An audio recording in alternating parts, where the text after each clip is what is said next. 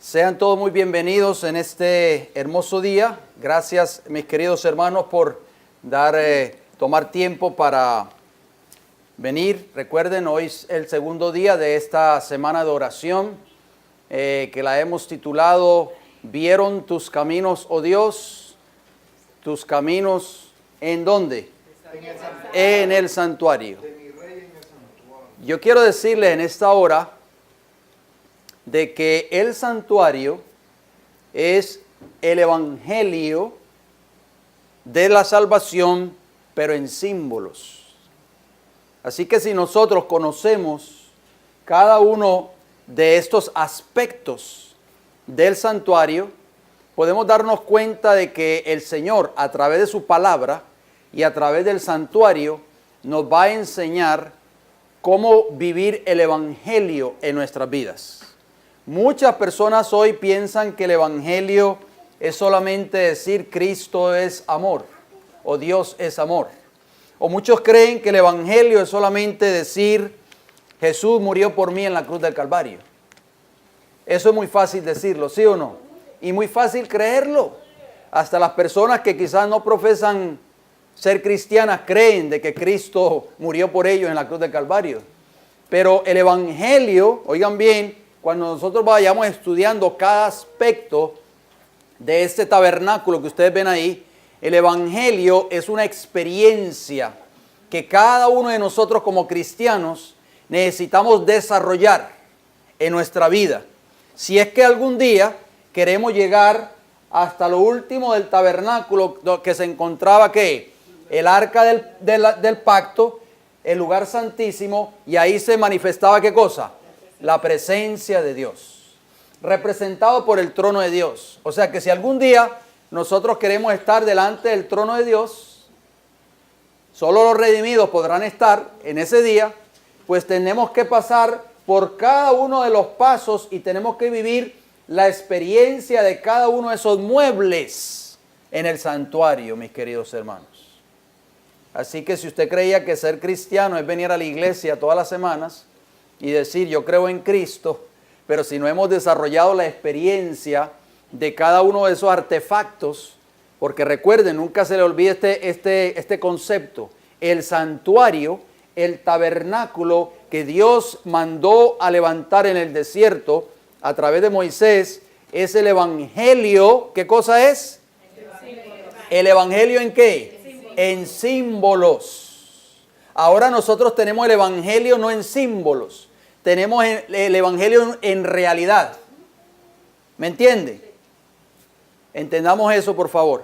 Hoy ayer comenzamos a hablar de lo que es el santuario. ¿Recuerdan? El por qué Dios mandó a levantar un santuario.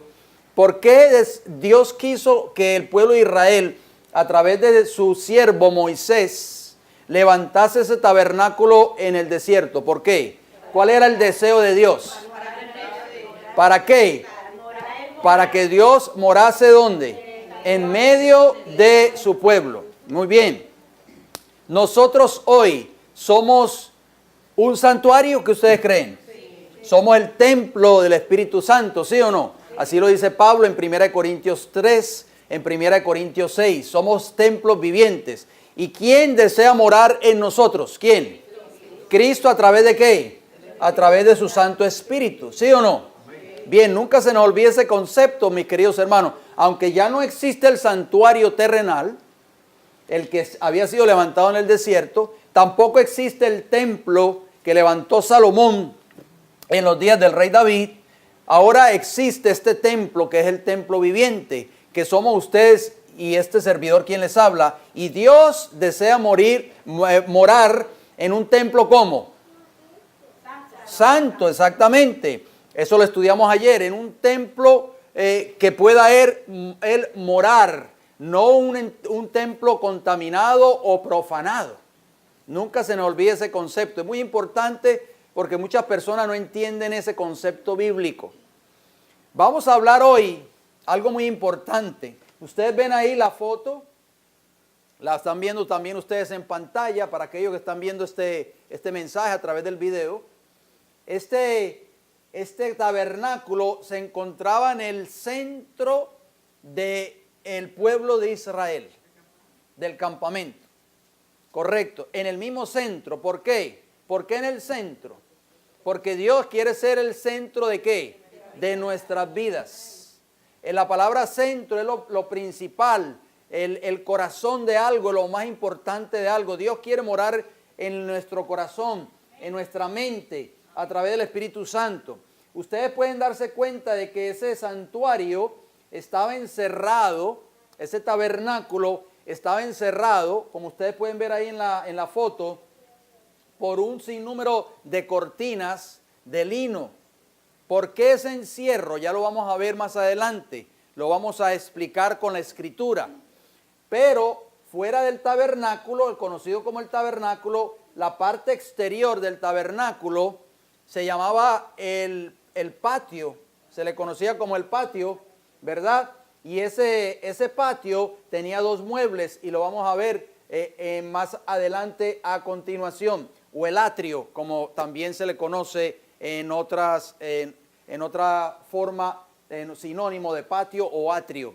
Recuerden, ese patio o atrio tenía una puerta de acceso. ¿Cuántas puertas? Una sola puerta de acceso. ¿Por qué una puerta?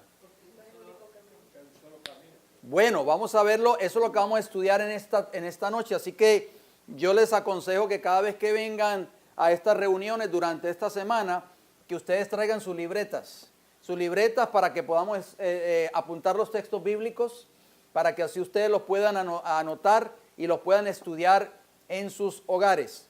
Recuerden, esto es muy importante que nosotros entendamos el por qué Dios mandó a edificar una sola puerta de acceso al atrio o al patio que conducía prácticamente al santuario o al tabernáculo. ¿Por qué una sola puerta?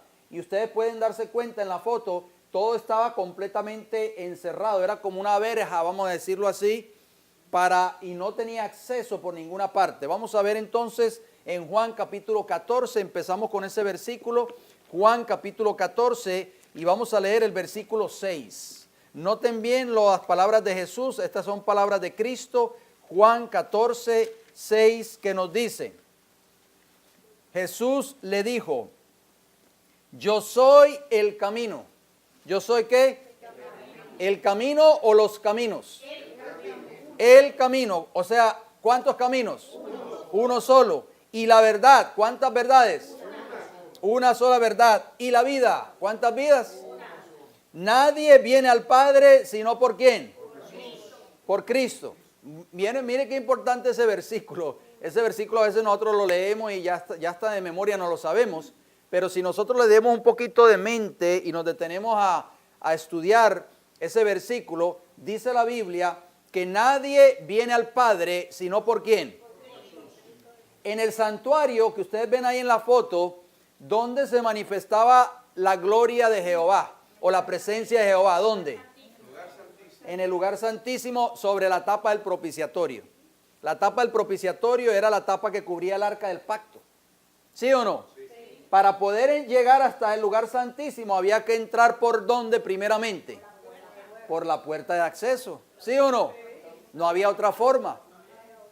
Entonces Jesús está diciendo, yo soy el camino, yo soy la verdad, yo soy la vida. Nadie llega al Padre, nadie llega al trono de Dios si no es por quién, si no es por mí. Bien, vamos a leer otro texto en Éxodo capítulo 27. Vamos a ver qué nos dice Éxodo capítulo 27. Acompáñenme por favor. Éxodo 27, versículo 16. Éxodo 27, 16 nos dice lo siguiente. Y para la puerta del atrio, dice la puerta o las puertas. Es muy importante que nosotros notemos esos detalles en la escritura, hermanos. Porque dice la puerta, no dice las puertas. Y para la puerta del atrio habrá una cortina de 20 codos. ¿De cuántos colores? De azul, púrpura, carmesí y lino torcido. 4 colores. ¿Cuántos colores? Aquí están las cortinas. Esas cortinas tenían 4 colores. estaban adornadas de 4 colores: de azul, de púrpura, carmesí o rojo y lino torcido, que es blanco. De obra de recamador, sus columnas, ¿cuántas? Estamos leyendo, ¿verdad? Éxodo 27:16. ¿Cuántas columnas tenía la entrada de la puerta? 4 columnas. Y con sus 4 basas, o sea, tenía sus basas allí. Esta puerta, mis queridos hermanos y amigos, del atrio, marcaba el camino para aproximarse hacia el interior del tabernáculo.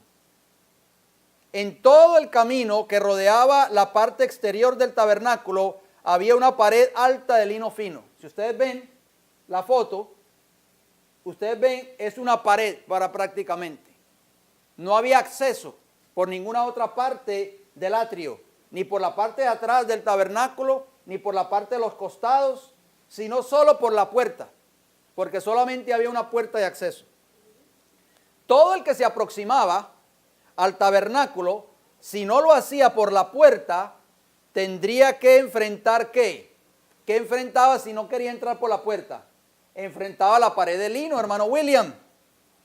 Esta puerta del atrio marcaba el camino para aproximarse hacia el interior del tabernáculo. En todo el camino que rodeaba la parte exterior del tabernáculo había una pared alta de lino. Ahí usted ve la pared. En todo el camino al tabernáculo, el pecador que venía al santuario se encontraba con una pared alta de lino. No tenía acceso por ninguna otra parte. Si algún hombre, oigan bien, trataba de entrar al tabernáculo de otra manera, trepando por la pared o colándose o deslizándose por debajo de las cortinas, era un ladrón y un robador. Dios tenía únicamente una puerta en el tabernáculo por la sencilla razón de que hay un solo camino para que el hombre se aproxime a Dios. Y ese camino para aproximarse a Dios tiene que entrar ¿por dónde? Por la puerta. Vamos a leer un versículo en el Nuevo Testamento, ahora lo vamos a entender con más claridad a la luz de este mensaje del santuario. Acompáñenme en el libro de Juan, Juan capítulo 10. Y vamos a leer los versículos 1, 2, 7 y 9. Juan capítulo 10, versículo 1, versículo 2, versículo 7 y versículo 9. Noten cómo dice la escritura, estas son palabras de Jesús. De cierto digo, dice Juan 10:1. ¿Dijo quién? Jesús. El que no entra por la puerta en el redil de las ovejas, sino que sube por otra parte, ese es ¿qué? Ladrón y ¿qué? Salteador. Versículo 2. Mas el que entra por la puerta, el pastor de las ovejas es. ¿Sí o no? Qué interesante. El que quería entrar acceso, el que quería tener acceso por otra parte que no fuera la puerta, ¿era quién? Ladrón y ¿qué? Entonces vamos ahora a leer los versículos 7 y el versículo 9 de Juan capítulo 10. Versículo 7 dice, volvió pues Jesús a decirles, de cierto os digo, yo soy ¿qué? La puerta de las ovejas. Gloria al Señor.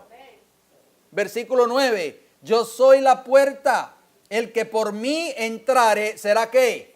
Salvo. Y entrará y saldrá y hallará ¿qué? Pastos. Gloria al Señor. ¿A quién representaba entonces esa puerta, hermanos? Cristo Jesús. Es el único medio de acceso al Padre. Es el único medio de salvación, mis queridos hermanos. Por eso nosotros no podemos creer ese cuento de caminos por ahí que dicen que la iglesia es el arca de salvación. ¿Dónde dice eso en la Biblia? Eso es falso, es un mensaje espurio. La Biblia no enseña de que la iglesia es el arca de salvación. Cristo es el arca de salvación. Cristo es la puerta. Cristo es el camino para llegar al Padre. Ya lo leímos en San Juan capítulo 14 versículo 6. Nadie viene al Padre sino por ¿quién? Sino por mí. Voy a leer una declaración muy hermosa en el deseado de toda la gente. Es un hermoso libro que muchos de ustedes tienen en sus hogares. El deseado de toda la gente. Si usted no tiene una copia de ese libro, puede hablar con este servidor o con el hermano Flavio y nosotros le podemos conseguir una copia de ese libro, El deseado de todas las gentes. Esa es la biografía más hermosa de la vida de Jesús. Así que le exhorto a que lo obtenga. Dice la página 443, Cristo es la puerta del redil de Dios. ¿Quién? Por esta puerta todos sus hijos, desde los más remotos tiempos, han hallado entrada. Se han presentado muchos otros objetos de fe en el mundo, oigan bien. Se han ideado ceremonias y sistemas por los cuales los hombres esperan recibir justificación y paz para con Dios y hallar así entrada en su redil. Pero la única puerta es Cristo. Amén. Y todos los que han interpuesto alguna otra cosa para que ocupe el lugar de Cristo, todos los que han procurado entrar en el redil de alguna otra manera, son ladrones y robadores. Oh, mis hermanos, muchos hoy están buscando la salvación por otros medios. Muchos hoy buscan la salvación por querer asistir a una iglesia. Muchos hoy quieren buscar la salvación por ser miembros de determinada denominación religiosa. Muchos hoy buscan la salvación por creer en la Virgen María. Muchos hoy piensan que obtienen la salvación por pasar por una supuesta puerta santa en Roma. No, la única puerta de salvación es Cristo Jesús. Amén. Todo el que quiera obtener la salvación por otros medios que no sea a través de Cristo es un ladrón y un salteador. Vamos a ver qué nos dice el libro de los Salmos. Salmo 118, acompáñenme por favor. Salmo 118, versículos 19 y 20. Aquí durante esta semana vamos a estudiar la Escritura, mis queridos hermanos. Así que vengan preparados porque aquí se estudia la Escritura. Aquí no venimos a contar chistes, ni cuentos, ni anécdotas. No, eso lo dejamos para otras ocasiones si es que las tenemos. Salmo 118.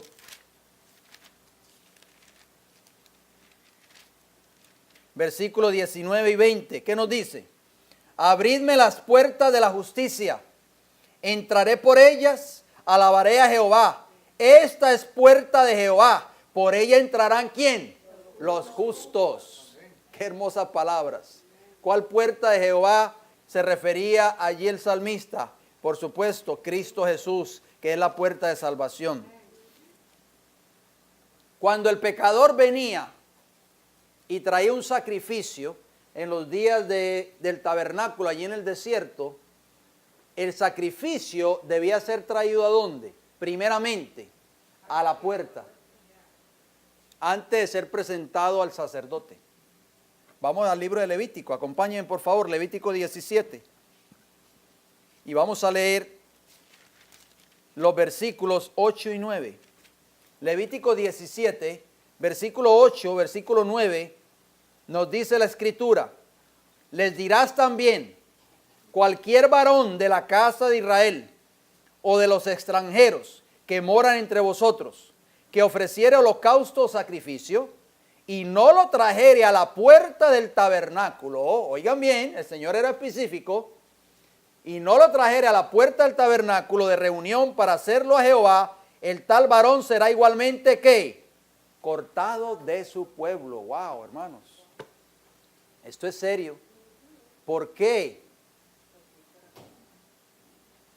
Les hago una pregunta a ustedes. ¿Era acaso Dios muy duro o tal vez muy intransigente? Cuando mandó o dio esa orden ayer, hermano Juan, en Levítico 17, 8 y 9, quizás Dios era demasiado severo, demasiado exigente. ¿Por qué Él pidió eso? Que el sacrificio debía ser traído a la puerta. Y si no era traído a la puerta primeramente, el sacrificio no era aceptado y el varón debía ser cortado del pueblo. No es que Dios era muy duro o muy implacable. No, sino que el querer aproximarse al santuario, oigan bien, sin el debido sacrificio, equivaldría a ser cortado del pueblo. ¿Qué representa eso hoy? Que no podemos tener la seguridad de la vida y estar exentos de la muerte sin hacer de Cristo nuestro sustituto. ¿Me están entendiendo? No podemos tener la seguridad de la vida y estar exentos de la muerte sin hacer de Cristo nuestro sustituto. Recuerden que la puerta simbolizaba ¿a quién? A Cristo Jesús. Vamos a hablar de 4 observaciones sobre la puerta. Estén listos, por favor, mantengan sus Biblias allí y vamos a buscar rápido como buenos estudiantes de la palabra del Señor. 4 observaciones de esa puerta. Número 1, era la única entrada al atrio o al patio. ¿Cuántas entradas habían? Solo una, la única. Hay un solo camino, un solo Salvador y un solo mediador entre Dios y el hombre. ¿Quién? Jesucristo hombre, gloria al Señor. Por eso Roma odia todas estas verdades que tienen que ver con el santuario. ¿Por qué? Porque hoy Roma enseña de que hay otra mediadora en el cielo, que es la supuesta Virgen María. O los santos. Hay que orar a los santos, dice Roma, porque ellos están allá en el cielo intercediendo por los cristianos aquí en la tierra. No, hay un solo mediador, hay una sola puerta, un solo Salvador. Ese Salvador, ese mediador, ¿cómo se llama? Cristo Jesús. Hay un solo camino, ya lo leímos en San Juan 14:6. Pero vuelvo y lo leo rapidito. Jesús dijo, yo soy el camino y la verdad y la vida. Nadie viene al Padre sino por ¿quién? Solo Cristo es el camino. ¿Qué dijo Pedro al Sanedrín judaico? ¿Se recuerdan? No lo tienen que buscar, yo lo leo rapidito. En Hechos de los Apóstoles 4:12, cuando Pedro se encontraba frente al Sanedrín judaico, Pedro le dijo estas palabras, en ningún otro hay salvación, refiriéndose a Cristo, porque no hay otro nombre bajo el cielo dado a los hombres en el que podamos ser salvos. Solo en Cristo Jesús, dijo Pedro, hay ¿qué? Hay salvación. Jesús, en la tumba de Lázaro, recuerdan, dijo estas palabras contenidas en San Juan capítulo 11, versículo 25. Jesús dijo, yo soy la resurrección y ¿qué? Y la vida. El que cree en mí, aunque esté muerto, vivirá. Gloria al Señor. Solo Cristo venció la muerte y nos dio vida eterna. Por eso es que solo hay un mediador. La Virgen María no cabe en este cuadro. Ni los santos, nadie, solo Cristo Jesús, mis hermanos. Todo aquel que se levante a enseñar otra doctrina que no sea todo aquel que predique otro evangelio que no sea que estamos hablando en esta noche, dice Pablo, sea ¿qué? Anatema. Y robador. Segunda observación de la puerta. La puerta era ¿qué? Ancha. ¿Cómo era? O sea, ¿qué indica eso? Lo suficientemente ancha para permitir la entrada a todo aquel que deseara entrar. ¿Deseas tú entrar esta noche por esa puerta? Amén. ¿Qué dice 1 Timoteo 2:4? Busquemos por favor. 1 Timoteo, capítulo 2, versículo 4. Noten cómo dice la Escritura.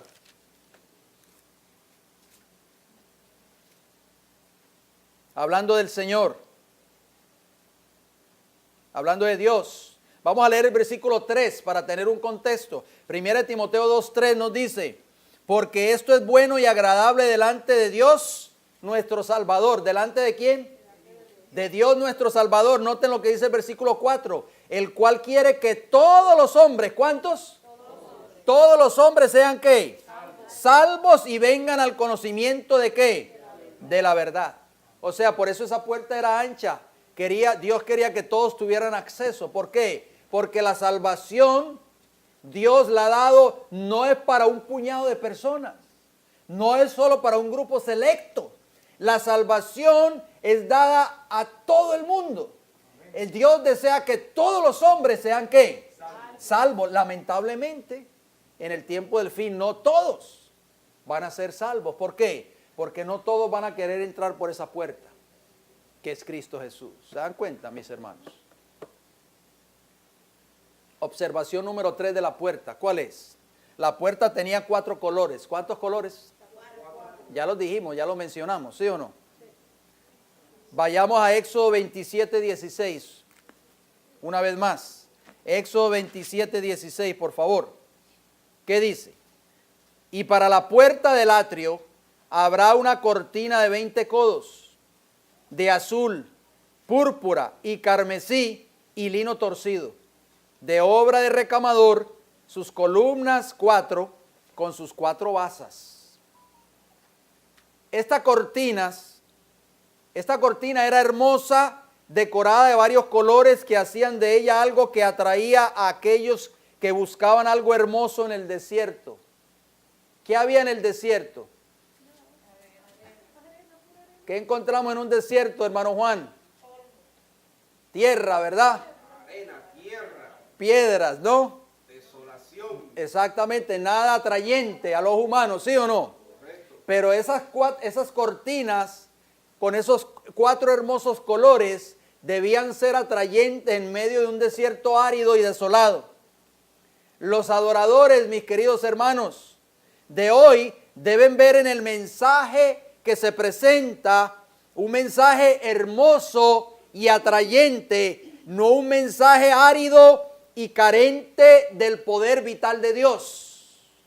El evangelio debe ser algo hermoso, debe ser algo atrayente, no una monotonía, una monotonía, no algo árido, no algo que verdaderamente nos sienta el deseo y la atracción del que viene a escucharlo. Por eso muchas personas llegan a las iglesias y dicen, oh, qué aburrido es esta iglesia, qué aburrido es este mensaje, no lo entiendo.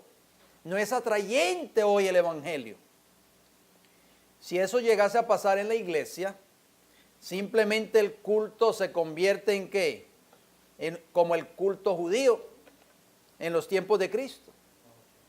¿Cómo llegó a ser la religión judía en los tiempos de Cristo? ¿Cómo era? Era simplemente una religión no atrayente. Les voy a leer una declaración, escuchen bien. Una declaración en el libro El Deseado de toda la gente, ese hermoso libro. El Deseado de toda la gente, las páginas 64 y 218. Dice así esta hermosa declaración. Los hombres se apartaban de la palabra de Dios. En los tiempos de Cristo, mire lo que estaba sucediendo. Los hombres se apartaban de la palabra de Dios y ensalzaban las teorías que habían inventado. ¿Ustedes creen que está pasando eso hoy? Las personas se apartan de la palabra de Dios. Ayer tuve la oportunidad de hablar con un hermano que está visitando nuestra iglesia, y pues le llamé pues para saber que le habíamos extrañado, y me dijo, no, estuve visitando otra iglesia. Y yo le dije, ¿cómo estuvo el mensaje? ¿Cómo estuvo la presentación de la palabra? Y dice, bueno, predicó uno de los ancianos de la iglesia, leyó un solo versículo bíblico y habló casi una hora sus propias palabras. Eso era la religión de los judíos en los tiempos de Jesús. Como dice aquí, se apartaban cada vez más de la palabra de Dios y ensalzaban las teorías que habían inventado, dichos de los hombres. Observaban ritos tradicionales que no poseían virtud alguna. Su servicio era una mera repetición de ceremonias. Miren cómo era la religión en los tiempos de Jesús. Y las verdades sagradas que estaban destinadas a enseñar eran ocultadas a los adoradores. Cristo vio que en estos servicios sin fe no hallaban paz. No había paz en los corazones de los adoradores. No conocían la libertad de espíritu que obtendrían sirviendo a Dios en verdad. La enseñanza de los escribas y ancianos era fría y formalista, como una lección aprendida de memoria. Para ellos, la palabra de Dios, oigan bien, esta bendita palabra no tenía ¿qué cosa? No tenía poder vital. Habían sustituido sus enseñanzas por sus propias ideas y tradiciones. Las enseñanzas de este libro habían sido sustituidas. Esto es lo que está pasando hoy dentro de la mayoría de las iglesias del pueblo profeso de Dios. En la rutina de las ceremonias profesaban explicar la ley, pero ninguna inspiración de Dios conmovía su corazón ni el de sus oyentes. Qué triste, hermanos. Esa era la condición de la religión de los días de Jesús. Era un mensaje que no era atrayente. Y es por eso que el Señor manda que esas cortinas de la entrada al tabernáculo fueran de 4 hermosos colores. Fuera una puerta atrayente. La hermosura del Evangelio nos enseña 4 conceptos. 4 conceptos. Número 1, dice Romanos 10:15, cuán hermosos son los pies de los que anuncian la paz, de los que anuncian buenas nuevas. El Evangelio debe ser ¿cómo? ¿Cómo debe ser el Evangelio? Hermoso, pero muchas iglesias lo han convertido en letra muerta. Cuando el hombre o la mujer se arrepiente de sus pecados, es lavado con la sangre de Cristo. Romanos 10:15. Esa puerta era hermosa, estaba adornada de 4 colores, ¿sí o no? ¿Estamos de acuerdo? ¿Cuáles eran los 4 colores? A ver si se acuerdan. Ah.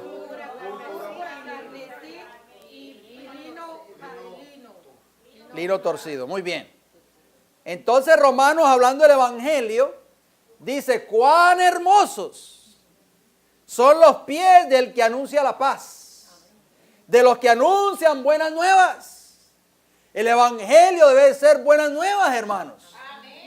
Por eso es que nosotros cuando venimos a este lugar cada semana o los días que tenemos cultos, debemos venir gozosos. Porque estamos creyendo un evangelio verdadero. La mayor demostración de que nosotros creemos en el evangelio es vivir una vida de gozo en nuestras vidas.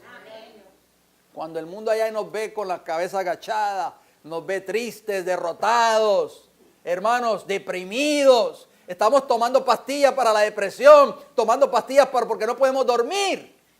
Eso no es un evangelio verdadero, hermanos. Ustedes me perdonan, por eso no es un evangelio verdadero.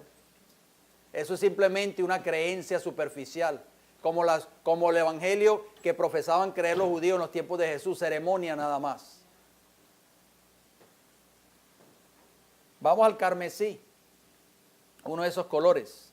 Cuando el hombre o la mujer se arrepiente de sus pecados, es lavado con la sangre de Cristo. ¿Sí o no? Amén. El carmesí. La palabra carmesí, yo lo busqué en el diccionario de la Real Academia Española. Y dice, la definición para carmesí es de color rojo subido, tela de seda roja. ¿Cómo es el carmesí?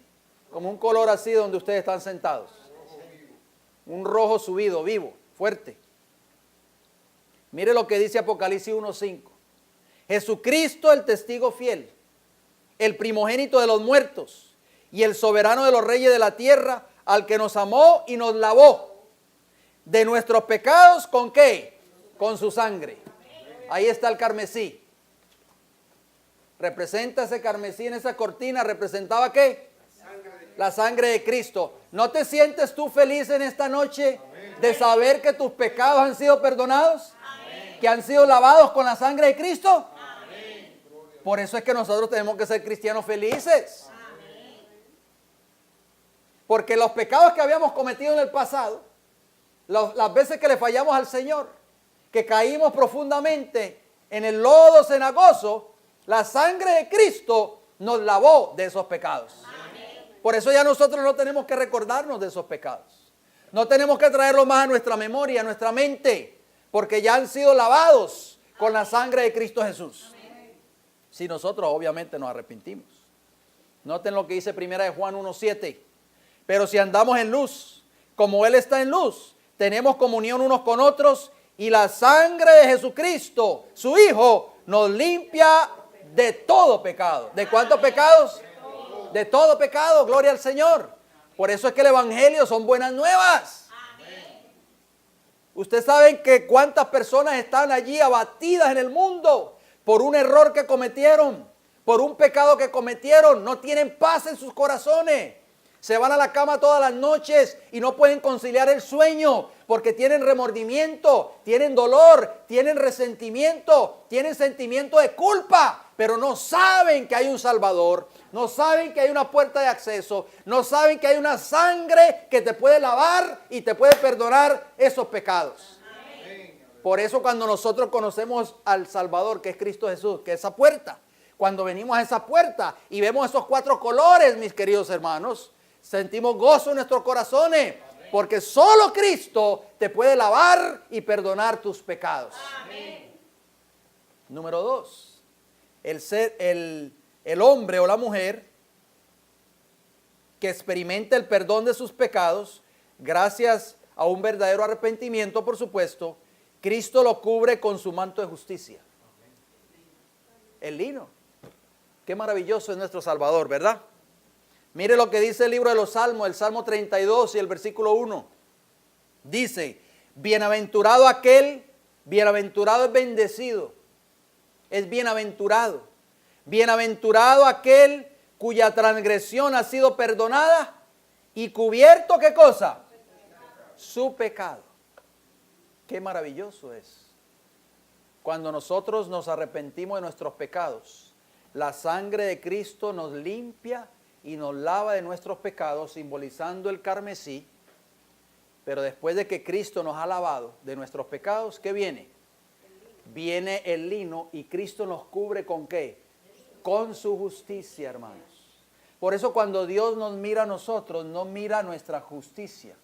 Porque dice el libro de Isaías que nuestra justicia es como trapo de inmundicia. ¿A qué justicia mira Dios cuando somos presentados ante el Padre? La justicia de su Hijo Cristo Jesús, que ya nos ha cubierto con su justicia. Es maravilloso esto. Isaías 61:10. Noten lo que dice. Isaías 61:10 dice, en gran manera me gozaré. Por eso es que el cristiano debe estar gozoso. Amén. Mi alma se alegrará en mi Dios, dice Isaías. ¿Por qué? Porque me vistió con vestiduras de salvación.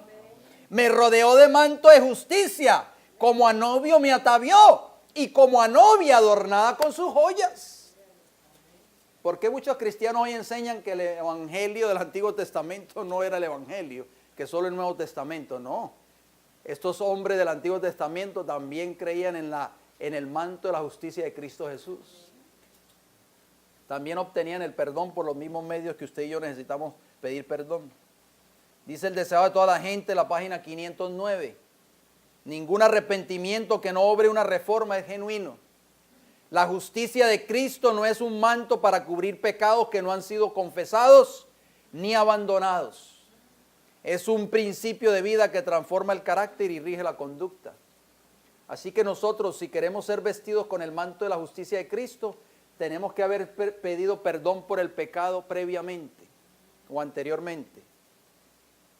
Tenemos que haber sido lavados de nuestros pecados a través de la sangre de Cristo Jesús.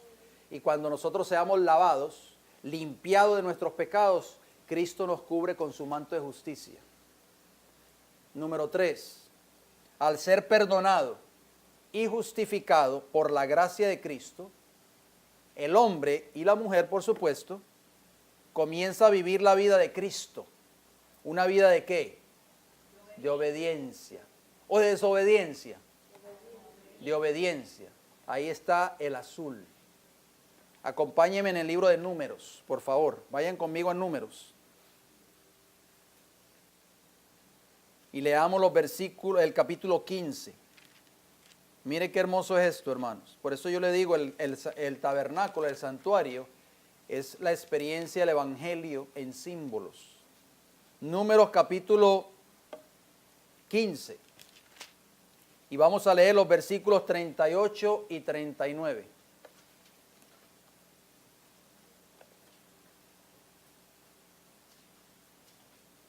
Dice así, habla a los hijos de Israel, o sea, Dios hablándole a Moisés, y diles que se hagan franjas en los bordes de sus vestidos por sus generaciones, y pongan en cada franja de los bordes, ¿qué cosa? ¿Qué tenían que poner?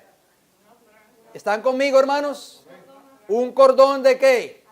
De azul, y os servirá de franja, para que cuando lo veáis os acordéis de qué? De todos los mandamientos de Jehová, para ponerlos por obra. Y no miréis en pos de vuestro corazón y de vuestros ojos, en pos de los cuales os prostituyáis. ¿Qué representaba ese cordón azul? ¿Qué representaba? ¿Qué le recordaba al pueblo de Israel? Los mandamientos de la ley de Dios. Mire lo que dice el libro de Romanos, acompáñenme en Romanos capítulo 6, que viene después del perdón y la justificación, porque muchos creen que solamente es pedirle perdón a Cristo y ya. Es un evangelio espurio el creer eso. Por eso Pablo dijo, no es que haya otro evangelio, sino que el que predique otro mensaje diferente al que yo he predicado, sea anatema.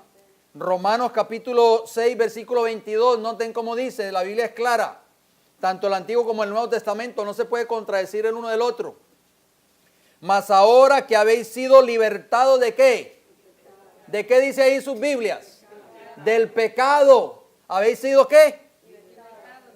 ¿De qué manera usted y yo somos liberados del pecado? ¿A través de quién? De Cristo Jesús, de la sangre de Cristo Jesús, de su justicia perfecta. Ya lo estamos leyendo. Ahora que habéis sido libertados del pecado, dice Pablo, y hechos siervos de Dios, tenéis por vuestro fruto ¿qué? La santificación y como fin ¿qué? La vida eterna. Oh, la santificación. ¿Qué es santificación? Es la vida de obediencia a la ley moral de Dios. Diariamente. Vayamos al libro de los Salmos, Salmo 119 y el versículo 44 y 45. Salmo 119, versículo 44 y 45. Dice la Escritura: guardaré tu ley siempre. ¿Cuánto? Siempre. Y para siempre y eternamente. ¿Y andaré en qué? En libertad, porque busqué ¿qué cosa? Tus mandamientos. La persona que está viviendo una vida de obediencia, la persona que ha sido perdonado sus pecados, que han sido lavados con la sangre de Cristo Jesús, representado por el carmesí, la persona que ha sido cubierta por el manto de justicia de Cristo, representado por el lino torcido, comienza a vivir una vida de santificación, comienza a vivir una vida de ¿qué? De obediencia a la ley de Dios. Y por lo tanto va a vivir una vida de ¿qué? De libertad. ¿Qué es lo opuesto a libertad? Esclavitud. ¿Qué es lo que quiere hacer Satanás contigo y conmigo? ¿Esclavizarnos en qué, hermano William? En el pecado. ¿Qué es pecado de acuerdo a la Biblia? Transgresión de la ley de Dios. Primera de Juan 3:4. Esa es la mejor definición de pecado en la Biblia. No tiene que ir a un diccionario, ni a una enciclopedia, ni a Google. ¿Quiere saber qué es pecado? Vaya a Primera de Juan 3:4. Primera de Juan 3:4 dice claramente, pecado es transgresión de la ley de Dios.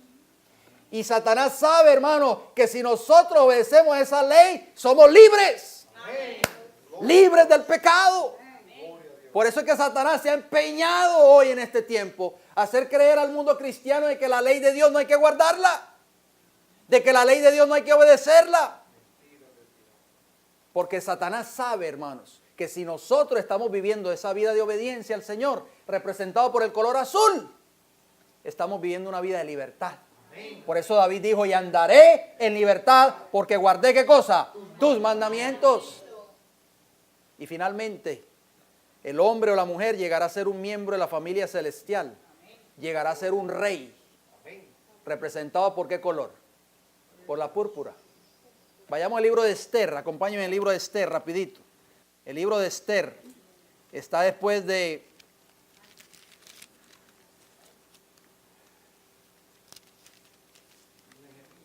Está después de Nehemías, correcto. Después de Nehemías en el Antiguo Testamento. Después de Crónicas, Nehemías, ahí está Esther. Esther capítulo 8, versículo 15. Noten cómo dice. Vamos a hablar del color, del último color, la púrpura. Esther 8:15 nos dice, y salió Mardoqueo de delante del rey con vestido real. ¿Con vestido qué? Real. ¿Qué entiende usted por la palabra real? De la realeza de un rey, ¿sí o no? Con vestido real de azul y blanco y una gran corona de oro. ¿Quiénes son los que llevan coronas, hermano? Los reyes, ¿sí o no? Y un manto de lino y ¿qué? Y púrpura. Qué hermoso es eso. O sea que la púrpura simboliza ¿qué cosa? La realeza. Simboliza a los reyes, se vestían de púrpura. Vamos al libro Apocalipsis, rapidito, acompáñenme por favor, último libro de la Biblia, este versículo no lo podemos dejar pasar por alto. Apocalipsis capítulo 5, versículos 9 y 10. Mire qué hermoso es la escritura, hermanos. Apocalipsis 5, versículo 9. Apocalipsis 5, versículo 9 nos dice, y cantaban un nuevo cántico, diciendo, digno eres de tomar el libro y de abrir sus sellos, porque tú fuiste inmolado, y con tu sangre nos has ¿qué? Redimido para Dios de todo linaje y lengua y pueblo y nación. El versículo 10 es el versículo clave, iglesia. Atención, por favor. Versículo 10 de Apocalipsis 5. Y nos has hecho para nuestro Dios, ¿qué? Reyes y sacerdotes, y reinaremos sobre la tierra. Alabado sea el Señor. Ahí están los 4 colores. Por eso es Cristo te da eso a ti. Solo Cristo, hermanos, nos puede dar esas 4 cosas. Solo la sangre de Cristo nos puede perdonar, nos puede limpiar de nuestros pecados. Solo la justicia de Cristo nos hace aptos para estar algún día delante de la presencia de nuestro Padre Celestial. ¿Estamos entendiendo? Solo Cristo en nosotros, a través de su Santo Espíritu, nos da el poder para obedecer la ley de Dios. Y solo Cristo, hermanos, nos dará esa corona de vida eterna cuando Él venga por segunda vez. Por eso Pablo decía, he acabado la carrera, he guardado la fe, por lo demás me está guardada la corona de justicia, la cual me dará el Señor justo en aquel día, y no solo a mí, sino a todos aquellos que esperan su venida. Por eso en el reino de los cielos, esa púrpura representa que en el cielo seremos coronados, seremos sacerdotes y seremos reyes y gobernaremos por toda la eternidad. Amén. Qué maravilloso es eso. Pero eso solo se encuentra ¿en quién? En la puerta, que es Cristo Jesús. Es por eso que Satanás se ha inventado un sinnúmero de creencias falsas. El mundo va en pos de otros salvadores. Va en pos de líderes religiosos. Otros adorando a Mahoma, otros a Buda, otros a la Virgen María, otros a Roma o al obispo de Roma. Pero solo hay un Salvador que nos llevará algún día al cielo, que es Cristo Jesús. La cortina del atrio era de obra de recamador. ¿Se acuerdan que lo leímos? En Éxodo 27:16. Obra de recamador. ¿Qué significa eso? Yo busqué esa palabra en la concordancia o el diccionario hebreo. Recamador, en hebreo, rakam, y significa bordar. O sea que esa cortina estaba hermosamente bordada. Hay muchas hermanas aquí que saben bordar. La hermana Silvia sabe bordar. Yo la he visto bordando en su casa. Tiene ese don. Bordar, bordado, entretejer. ¿Qué cosa, hermanos? Entretejer. Estaba entretejida esos 4 colores así hermosamente bordados. Por eso era atractiva esa puerta en medio de ese desierto árido. Entretejer, obra de recamador o recamador. ¿Qué significa eso? Significa en Cristo estaba formado o entretejida toda la plenitud de su Padre Celestial. Su vida estaba bordada, fabricada en el exterior por el Espíritu Santo. Su carácter fue un ejemplo perfecto para nosotros. Por eso nosotros tenemos que mirar, hermano, tenemos que mirar solamente ¿a quién? A Cristo Jesús. Al mirar los defectos del carácter de nuestros hermanos, siempre vamos a fracasar. Solo Jesús, porque Jesús era un carácter perfecto por nosotros. Su vida fue la obra acabada, recabada o de recamador del Espíritu Santo. Vayamos al libro de Colosenses, acompáñenme por favor, Colosenses capítulo 1, versículo 19. Mire qué hermoso versículo vamos a leer allí. Colosenses 1:19 nos dice lo siguiente. Y después vamos a leer Colosenses 2:9. Pero primero Colosenses 1:9 dice, 1:19, perdón. Colosenses 1:19 dice, por cuanto agradó al Padre que en Él, o sea, en Cristo, habitase ¿qué cosa? Toda la plenitud de Dios. Colosenses 2:9 nos dice, porque en Él, o sea, en Cristo, habita corporalmente ¿qué cosa?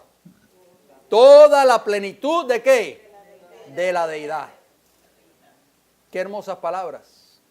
La palabra en griego para plenitud es pleroma. Y pleroma significa terminación, plenitud, lleno, pleno, cumplimiento, restauración. 4 columnas. O sea, nosotros tenemos que tener estar completos en Cristo Jesús. Eso es lo que hace el Evangelio en nuestras vidas. Tenemos que tener a Cristo en nuestros corazones, en nuestras vidas. Y finalmente habían 4 columnas, ¿sí o no? Sí. Sus columnas eran 4, dice Éxodo 38:19. Son con sus 4 basas de bronce y sus capiteles de plata, y las cubiertas de los capiteles de ellas y sus molduras de plata. La puerta del atrio o entrada estaba sostenida por 4 columnas o pilares en basas de bronce. El Evangelio es el medio dejado por Dios para llegar a ¿qué cosa? ¿A qué? A la vida eterna. Es a través del Evangelio como llegamos al conocimiento de Cristo y del plan de la salvación. 4 son los evangelios que nos hablan de cómo acercarnos a Dios: Mateo, Marcos, Lucas y Juan. Estas 4 columnas o evangelios son la verdad y la base de la salvación del ser humano.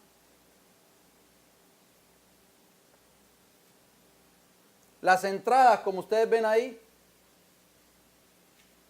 aquí había una puerta de acceso, aquí había una puerta que daba al lugar santo, otra entrada, y aquí había una segunda puerta que daba al lugar santísimo, otra puerta de acceso. Estas 3 entradas juntas son un tipo de Cristo. ¿Cuántas entradas habían? Primero la puerta al atrio, segundo la puerta de entrada o acceso al lugar santo, y tercero la puerta o el velo de acceso al lugar santísimo. 3 entradas representaban a Cristo, ¿sí o no? Sí. Cristo dijo: yo soy el camino, la primera puerta de acceso, yo soy la verdad, la segunda puerta, y yo soy ¿qué cosa? La vida, donde se encontraba el Padre Celestial, ¿sí o no? Dice el salmista David, con esto vamos terminando: entrad por sus puertas con acción de gracias, por sus atrios con alabanza, alabadle, bendecid su nombre. Muchos miembros de iglesia llegan aquí cada semana sin deseo ni siquiera de abrir sus himnarios. Llegan con la cabeza agachada, tristes, abatidos, desanimados. Pero después de que usted haya escuchado este mensaje en esta hora, ya no venga más con esa actitud. Venga con gozo, porque dice: entrad por sus puertas con acción de gracias, por sus atrios con alabanza, alabadle, bendecid su nombre. Por todo lo que Cristo ha hecho en tu vida, ¿no crees que es motivo suficiente para venir aquí gozosos y felices? Amén. Es el Salmo 104, lo dijimos. Y el Salmo 122, 1 y 2, nos dice lo siguiente, oigan bien: yo me alegré con los que me decían. ¿Qué decía David? ¿Se sentía triste? Hoy hay culto en la iglesia. Ay, no, estoy muy cansado, no tengo tiempo. No, tal vez pasado mañana, no sé cuántos van a seguir viniendo a esta semana de oración. Vamos a ver los valientes. David decía: yo me alegré con los que me decían, a la casa de Jehová iremos. Nuestros pies estuvieron dentro de tus puertas, oh Jerusalén. ¿Con qué actitud entramos por las puertas de esta iglesia cada semana? Yo sé que hay muchos hermanos que no van a poder venir por causa de su trabajo, por supuesto, lo entendemos. Pero Roma, al saber que esta puerta representa a Cristo y el Evangelio verdadero, Roma ha abierto otras puertas. Porque el plan de Roma, a través de Satanás, es echar por tierra la verdad del santuario, hermanos. Porque aquí encontramos salvación y vida eterna. Termino con esta noticia. 19 de noviembre del 2015, dice, Roma. Esta es una fuente de una noticia católica. Dice, el Santo Padre quiere que este acontecimiento eclesial se celebre no solo en Roma. Por eso, en torno al 13 de diciembre se abrirá la llamada Puerta de la Misericordia en todas las catedrales del mundo y en otros templos escogidos por cada obispo local. Asimismo, oigan bien lo que dice esta noticia, y teniendo en cuenta las disposiciones de la bula Misericordiae Vultus y de la carta en la que se concede la indulgencia.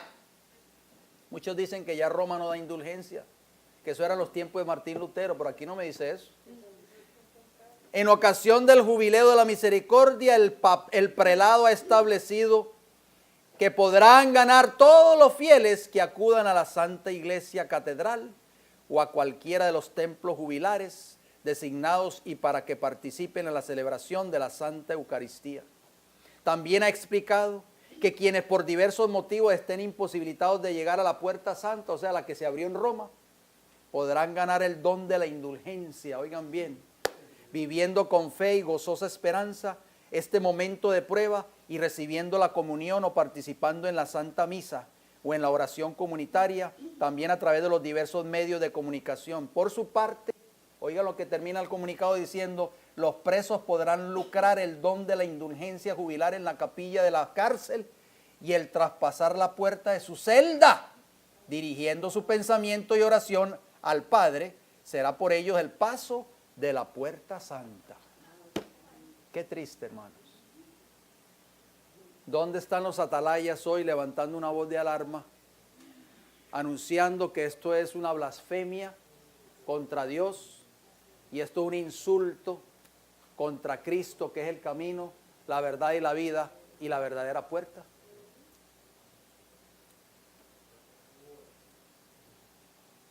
Esta noche Cristo quiere perdonar tus pecados.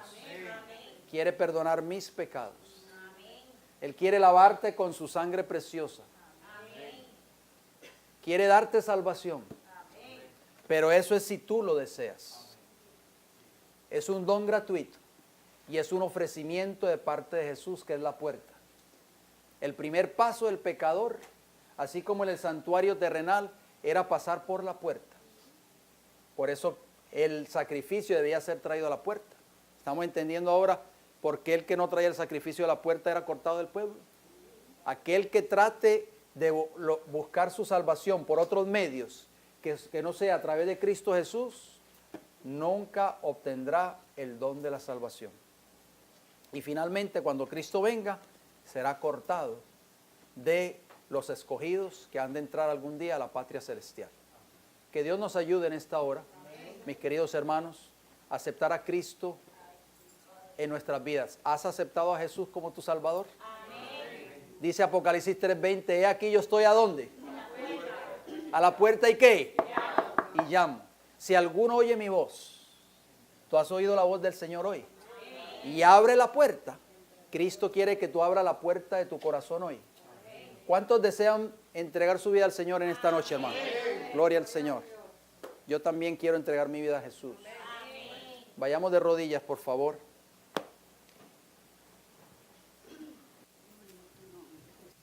Querido Padre Celestial, en esta noche damos las gracias por Jesús. El plan de la salvación es un plan completo. Gracias porque Cristo Jesús es la puerta de acceso al Padre, Señor. Gracias porque la sangre de Cristo Jesús, ese color carmesí, nos limpia, nos lava de todos nuestros pecados. Gracias por la justicia perfecta de Cristo Jesús, representado por ese lino torcido, que al perdonar nuestros pecados nos cubre con su justicia maravillosa. Gracias, Padre Celestial, por la salvación de Cristo Jesús, que nos da el poder para obedecer su ley, sus mandamientos, representados por ese color azul. Y finalmente, Señor, solo los que fueron obedientes, como dice Apocalipsis 22:14, bienaventurados los que guardan sus mandamientos, para que su potencia sea en el árbol de la vida y puedan entrar por las puertas de la ciudad. Solo los obedientes Solo los guardadores de sus mandamientos podrán entrar algún día por las puertas de la santa ciudad de Jerusalén. Ayúdanos, Señor, a obedecer su palabra, obedecer su ley, sus mandamientos. Se lo pedimos y se lo agradecemos todo y le damos las gracias en el nombre de Jesús. Amén. El Señor les bendiga grande y poderosamente.